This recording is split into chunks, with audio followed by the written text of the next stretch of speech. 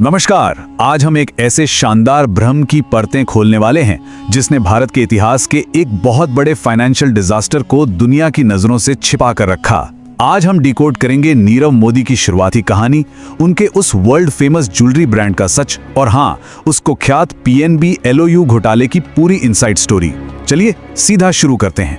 जरा सोचिए, 12,000 करोड़ रुपए। जी हाँ, ये आंकड़ा देखकर किसी का भी दिमाग घूम जाए। ये कोई मामूली हेराफेरी नहीं थी। ये उस भारी भरकम रकम को दर्शाता है जो बड़ी ही चालाकी से हमारे इंडियन बैंकिंग सिस्टम से निकाल ली गई। एक ऐसा घाव जो आज भी देश की अर्थव्यवस्था पर ताजा है। अब सबसे बड़ा सवाल जो हम सबके दिमाग में आता है वो ये है कि आखिर कैसे एक अकेले ज्वेलर ने देश के दूसरे सबसे बड़े बैंक को पूरे 7 साल तक अंधेरे में रखा। क्या ये बस एक बेहद शातिर दिमाग की चाल थी या फिर हमारा बैंकिंग सिस्टम ही अंदर से इतना खोखला हो चुका था? आइए बैंकिंग लूप होल्स और कॉर्पोरेट धोखे की इस मिस्ट्री को स्टेप बाय स्टेप समझते हैं। इस पूरे घोटाले की गहराइयों में जाने से पहले हमें उस चकाचौंध को समझना होगा, उस ग्लैमरस इल्यूजन को देखना होगा जिसने इस कड़वी सच्चाई पर एक बेहद खूबसूरत पर्दा डाल रखा था। देखिए, नीरव मोदी का ब्रांड कोई आम ब्रांड नहीं था।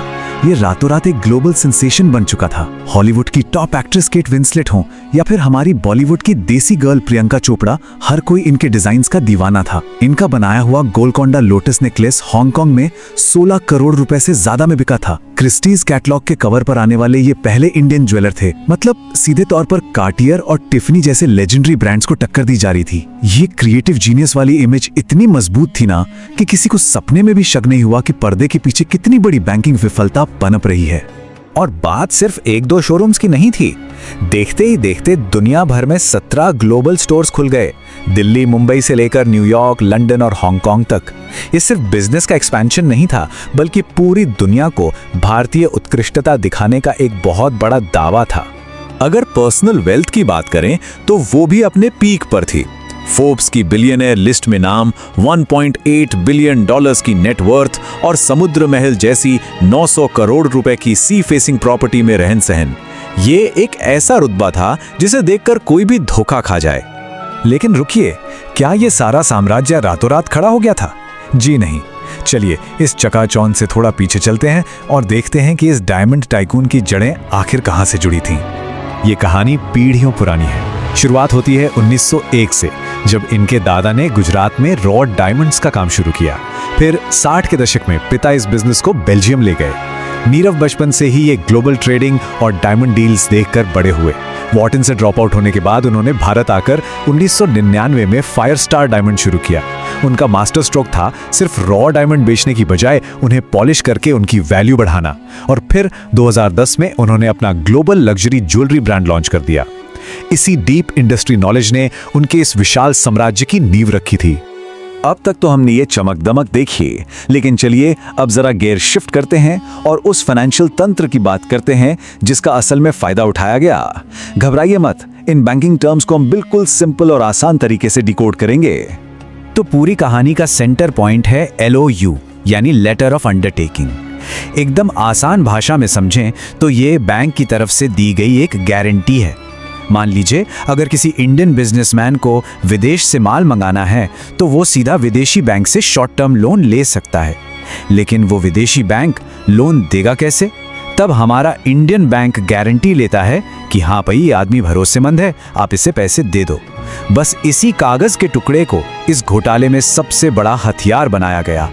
नॉर्मल सिचुएशन में ये प्रोसेस काम कैसे करता है? स्टेप 1, इंपोर्टर विदेशी सप्लायर को माल का ऑर्डर देता है। स्टेप 2, इंडियन बैंक अपने पास रखी प्रॉपर्टी या शेयर्स यानी कोलैटरल को चेक करता है और फिर LOU जारी करता है। स्टेप 3, ये LOU देखकर विदेशी बैंक लोन अप्रूव कर देता है और पैसा इंडियन बैंक के नॉस्ट्रो अकाउंट में भेज देता है। और फाइनल स्टेप 4, इसी अकाउंट से विदेशी सप्लायर को सीधा पेमेंट कर दिया जाता है। आइडियली ये बहुत ही सेफ और ट्रांसपेरेंट तरीका होना चाहिए था। लेकिन जैसा कि हम जानते हैं, थ्योरी और प्रैक्टिकल में बहुत फर्क होता है। अब देखते हैं कि कैसे सिस्टम के अंदर बैठकर ही इस पूरी प्रक्रिया की धज्जियां उड़ाई गईं। बात है मार्च 2011 की, मुंबई की एक PNB ब्रांच। यहीं से शुरू होता है असली खेल। नीरव ने पीएनबी के डिप्टी मैनेजर गोकुलनाथ शेट्टी के साथ हाथ मिलाया। मोटी रिश्वत के बदले दो बहुत बड़े नियम तोड़े गए। पहला, बिना कोई कोलैटरल या सिक्योरिटी दिए करोड़ों के एलओयूज पास करवा लिए गए। और दूसरा, जो सबसे खतरनाक था, इन एलओयूज की एंट्री बैंक के मेन सॉफ्टवेयर यानी कोर बैंकिंग सिस्टम या सीबीएस में कभी की ही नहीं गई। मतलब सोचिए, पीएनबी के बड़े अधिकारियों को भनक तक नहीं थी कि उनके बैंक के नाम पर विदेशों से हजारों करोड़ों का उधार लिया जा रहा है। बैंक पूरी तरह से ब्लाइंड स्पॉट में था। और फिर नीरव ने अपने इस फ्रॉड को एक इंटरनेशनल सिंडिकेट का रूप दे दिया। भारत के बाहर एक दो नहीं बल्कि पूरी 17 शेल कंपनियां बनाई गईं। ये बस नाम की कंपनियां थीं, जिनका असल में कोई काम नहीं था, ये बस कागजों पर जिंदा थीं। इसको ऐसे समझिए, नॉर्मल इंपोर्ट में असली विदेशी सप्लायर से मार्केट वैल्यू पर अच्छे हीरे खरीदे और बेचे जाते हैं, लेकिन नीरव का शेल गेम बिल्कुल अलग लेवल पर था।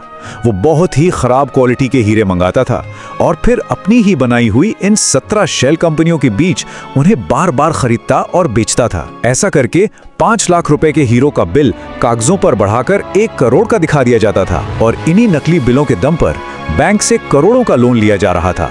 पैसा लौटाने की तो कोई नियत थी ही नहीं। लेकिन कहते हैं ना, झूठ के पैर नहीं होते।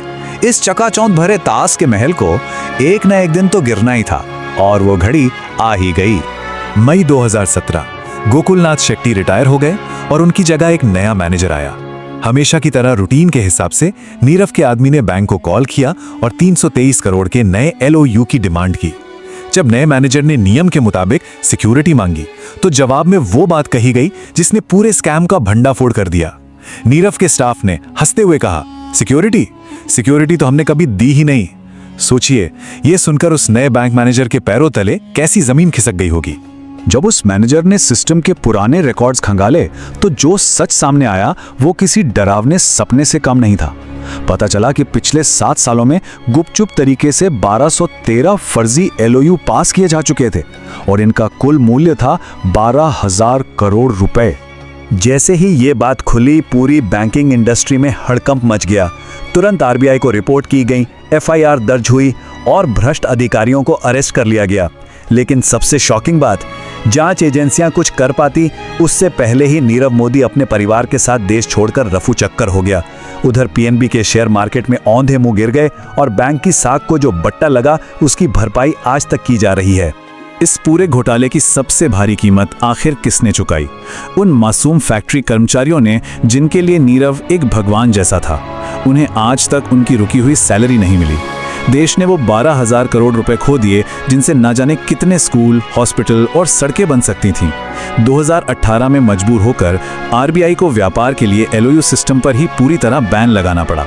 रही बात नीरव मोदी की, तो 2019 में वो लंदन में जरूर मिल गया, लेकिन अब वो डिप्रेशन और मेंटल हेल्थ का बहाना बनाकर भारत आने से बच रहा है।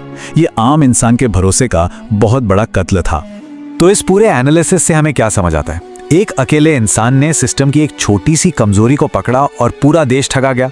क्या ये कहानी सच में यहीं खत्म हो जाती है, या फिर हमारा फाइनेंशियल सिस्टम आज भी इतना कमजोर है कि कल को कोई नया इंसान आके फिर से इसका फायदा उठा सकता है? ये सोचने वाली बात है जिसका जवाब हमारी संस्थाओं को बहुत ही गंभीरता से खोजना होगा। आज के लिए बस इतना ही।